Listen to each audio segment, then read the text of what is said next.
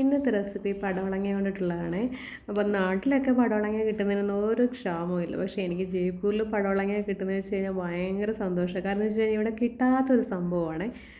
ആദ്യമായിട്ട് കിട്ടിയപ്പം ഒരെണ്ണേ ഉണ്ടായിരുന്നുള്ളൂ. അത് വെച്ചിട്ട് ഞാൻ തീയലുണ്ടാക്കിയിട്ടുണ്ടായിരുന്നു. പിന്നീട് ഞാൻ ചേട്ടനോട് പറഞ്ഞപ്പോൾ 1 കിലോയോളം വാങ്ങിച്ചിട്ട് വന്നിട്ടുണ്ടായിരുന്നു.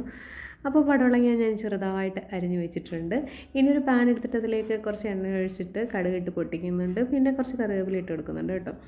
പിന്നെ നമ്മൾ ആ ചെറുതായിട്ട് അരിഞ്ഞ് വെച്ച് നമ്മുടെ പടവളങ്ങ ഇല്ലേ, അതങ്ങോട്ട് അതിൻ്റെ ഒരു മുറിയെ ഞാൻ എടുത്തിട്ടുള്ളൂ, അതങ്ങോട്ട് തട്ടിയിട്ട് കൊടുക്കുന്നുണ്ട്.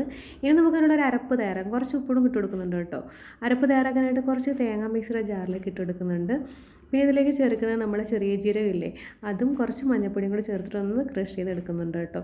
ഇനി വേറെ ഒന്നും മസാലകളൊന്നും ചേർക്കുന്നില്ല. വളരെ ഈസി ആയിട്ടുള്ളൊരു പടവളങ്ങത്തോരനാണ്. എല്ലാവർക്കും അറിയാവുന്ന റെസിപ്പിയാണ്. എങ്കിൽ തന്നെ എൻ്റെ ഒരു സന്തോഷത്തിന് ഞാൻ അപ്ലോഡ് ചെയ്തു എന്നേ ഉള്ളൂ കേട്ടോ. അപ്പം നമ്മുടെ പടവളങ്ങയൊക്കെ ഏകദേശം ആയിട്ടുണ്ട്. വെള്ളമൊന്നും ഒട്ടും ചേർക്കേണ്ട ആവശ്യമില്ല കേട്ടോ. ഇത് ആവിയൊക്കെ വന്ന് നല്ല സെറ്റായിട്ടിരിപ്പുണ്ട് കേട്ടോ. ഇനി ഇതിലേക്ക് നമ്മളുടെ ആ അരപ്പം അങ്ങോട്ട് തട്ടി അങ്ങോട്ട് ഇട്ട് കൊടുക്കുക. ഇളക്കി ഇങ്ങനെ യോജിപ്പിച്ച് ഇങ്ങോട്ട് എടുക്കുക കേട്ടോ. അത്രേ ഉള്ളൂ. സംഭവം വളരെ ഈസിയാണ്. നല്ല നാടൻ പടവളങ്ങ തോരൻ റെഡി ആയിട്ടുണ്ട്. റെസിപ്പികളൊക്കെ ഇഷ്ടപ്പെടുന്നുണ്ടെങ്കിൽ ലൈക്ക് ചെയ്യാനും ഷെയർ ചെയ്യാനും മറക്കരുത്. എല്ലാവരും ഓണത്തിൻ്റെയൊക്കെ തിരക്കിലാണെന്നറിയാം. എനിക്കിവിടെ എന്തോ ഓണം ജയ്പൂരില്ല, ദീപാവലിയാണ് ഇവിടെ കൂടുതലായിട്ട് സെലിബ്രേറ്റ് ചെയ്യാറുള്ളത്. എങ്കിലും നമ്മൾ മലയാളികളായ സ്ഥിതിക്ക് നമ്മൾ ആഘോഷിക്കാതിരിക്കാറില്ല കേട്ടോ.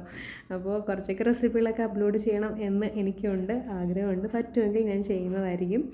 അപ്പോൾ ഇത് കുറച്ച് അരപ്പും കൂടി ഇട്ടതിന് ശേഷം നമ്മൾ ഒന്നും കൂടി ഒന്ന് ചൂടാക്കിയെടുത്ത് മാറ്റുന്നുണ്ട് കേട്ടോ.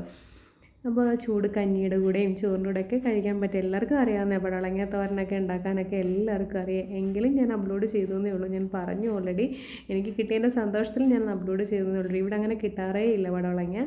അപ്പോൾ റെസിപ്പികൾ ഇഷ്ടപ്പെടുന്നുണ്ടെങ്കിൽ ലൈക്ക് ചെയ്യാനും ഷെയർ ചെയ്യാനും മറക്കരുത്. നെക്സ്റ്റ് റെസിപ്പിയുമായി കാണും. പറയാം bye. Thank you for watching.